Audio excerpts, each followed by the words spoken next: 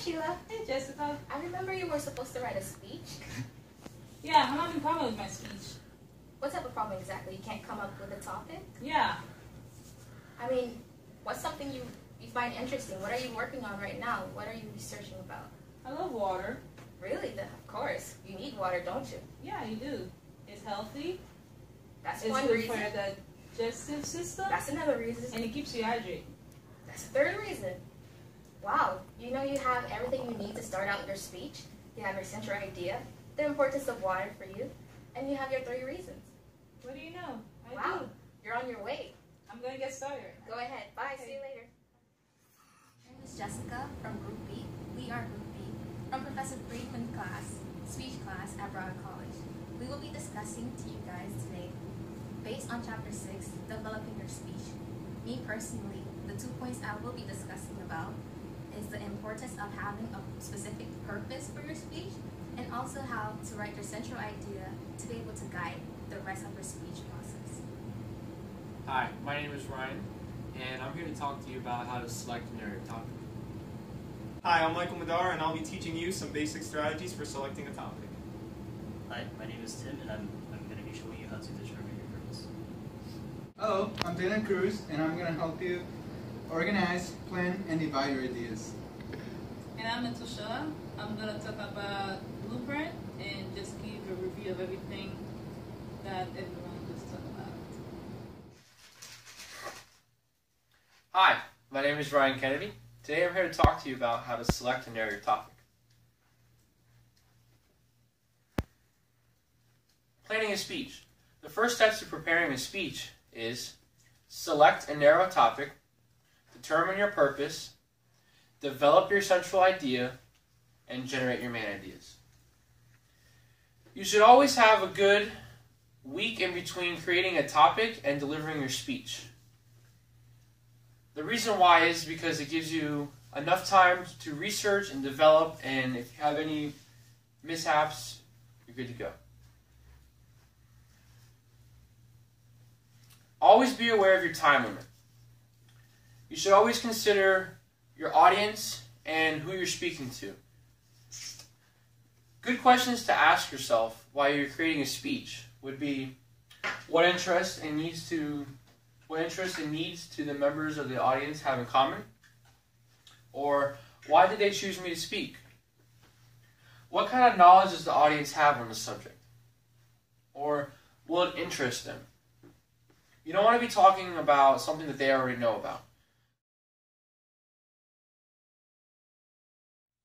The best topics to choose from are the ones that you can relate to the most. It's easy to write about, it's easy to research. Best topics are ones that reflect your character and your personality. Good topic examples are hobbies, or favorite sports, maybe your first time in college, or your favorite class, favorite food, etc. That's it. Hi, I'm Michael Madar, and I'll be teaching you basic strategies for selecting a topic. Brainstorming. The first strategy is brainstorming. Now all you got to do is either pull out a piece of paper or open a document on Word and just write down whatever you want for 3 minutes. 3 to 5 minutes, it can be anything, just it has to be some type of topic, and just go. Whatever. Make it happen.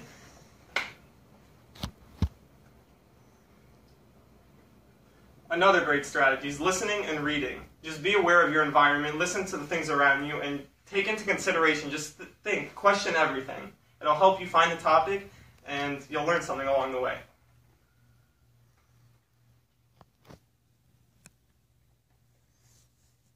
Now, after that, you should have some type of examples, hopefully more than mine, and better than mine. I'm Michael Madar, signing off. Hi, I'm Tim. I'm here to show you how to determine your purpose when performing a speech.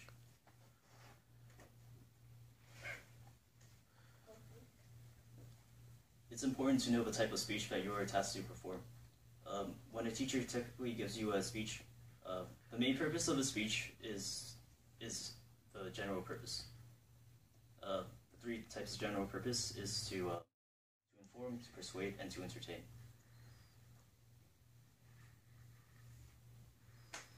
Speeches can elaborate on certain events or topics.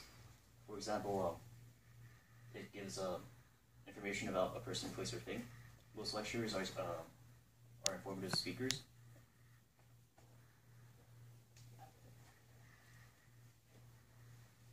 Persuasive speeches are done to change the viewpoint of the audience. A personal trainer would educate his or her audience about the benefits of healthy living and persuade them to join their program.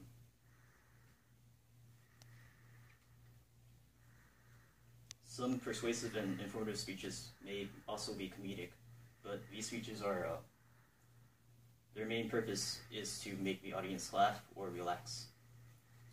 For example, we have satire news shows on Comedy Central, which are primarily done to entertain the audience.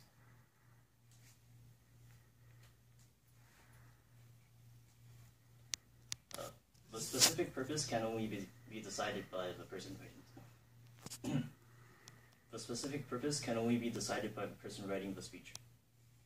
It cannot be determined by the person assigning the speech. It's basically the main idea of the presentation. The behavior objective is the main reaction that you. The behavior objective is the main reaction that you expect from the audience. For example, you might perform an entertaining speech to make the audience laugh, cry, or even angry, probably.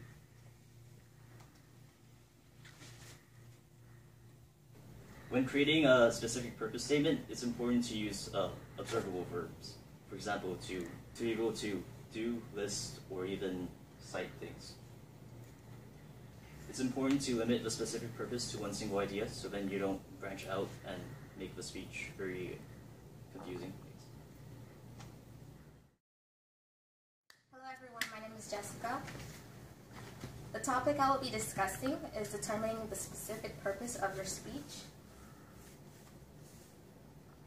Knowing the exact purpose of your speech is important because it will allow you to know whether your speech is to inform, persuade, or demonstrate, or entertain.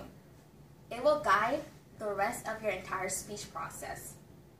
It will help you to find the resources you need in order to make your speech better in depth and details and allow your audience to understand exactly what it is you will be talking about and how they must feel towards your speech at the end.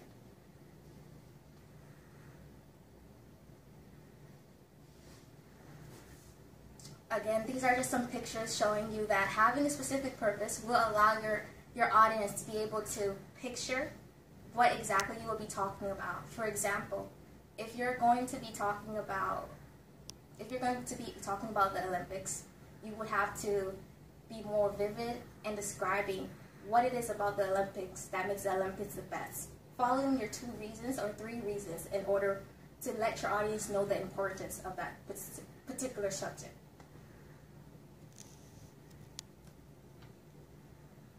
Again, the central idea should be your guide for the rest of your speech. The central idea should be very specific. It cannot be vague. It cannot be a direct language. It also cannot be a qualified language. For example, it cannot be your personal statement towards that topic or subject you will be discussing about to your audience. Here's an example. In the United States, a tropical storm called Sandy hit New Jersey. It caused hundreds of billions of dollars of damage.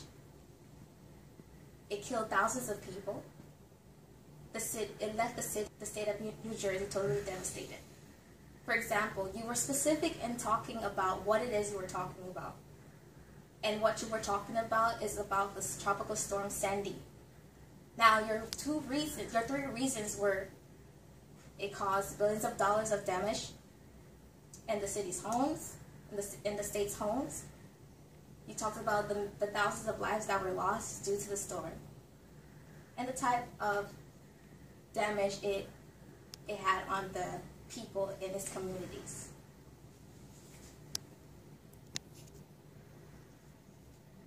Again, it's just a quick review about what it is the central idea is and how It should be written. Like I said before, it cannot be a phrase, meaning it can't just be you saying, ice cream tastes good. You have to be more specific about it. It cannot be a question. If your central idea is a question, it shows the audience you yourselves are confused about your topic. You must know that you have to be able to inform, persuade, or entertain your audience about your topic, because you cannot just assume your audience know the answer to that specific topic you had.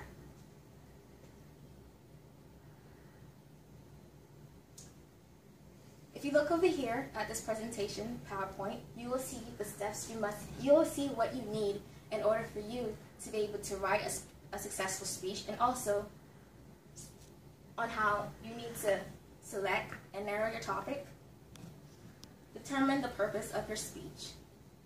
You have to also have the 3 following reasons why your speech is important and how your audience must feel towards the end of your speech, whether they should feel happy, sad, angry, excited, or want to make a change.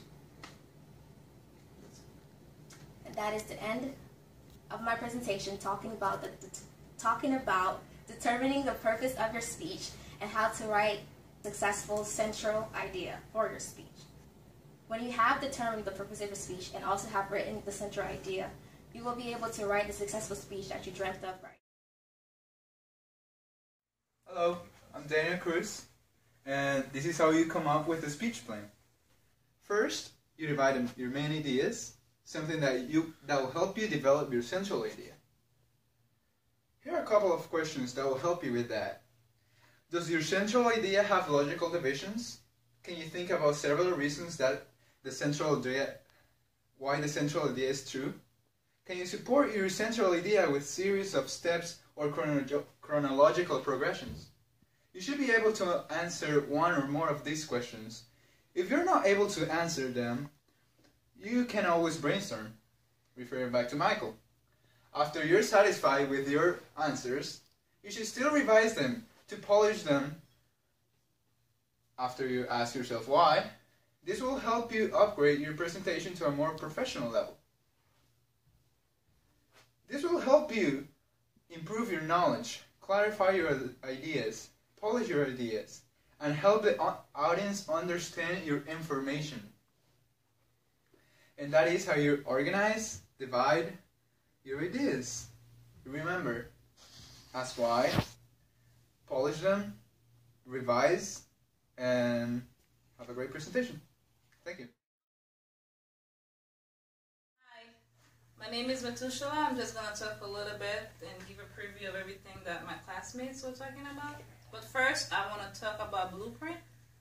So basically, what Blueprint is, once you have your main idea, you're going to add a preview of those ideas to your central idea to come up with Blueprint, like Nicole did in her example right there. And to just summarize everything, like the book gave an example of Ed, who was having trouble coming up with a topic. Basically, to choose a topic, it has to be something that's in your interest. So Ed is a football player, so he's going to talk about football, and he has to be considerate of his audience. It has to be something that his audience is going to be interested in. Since football is a big topic, he has to narrow down his topic. It can't be too broad or anything like that. So he has to determine his purpose, and he got to be specific about his purpose. He's got to be direct about his topic. And, you know, he has to develop a central idea, basically to talk about his topic, and create and preview main idea. He has to ask why and make sure his main ideas are organized from step 1 to step 2. And if you follow all the rules that all the classmates talk about, he should be ready to go and he should come up with a great speech. Thank you.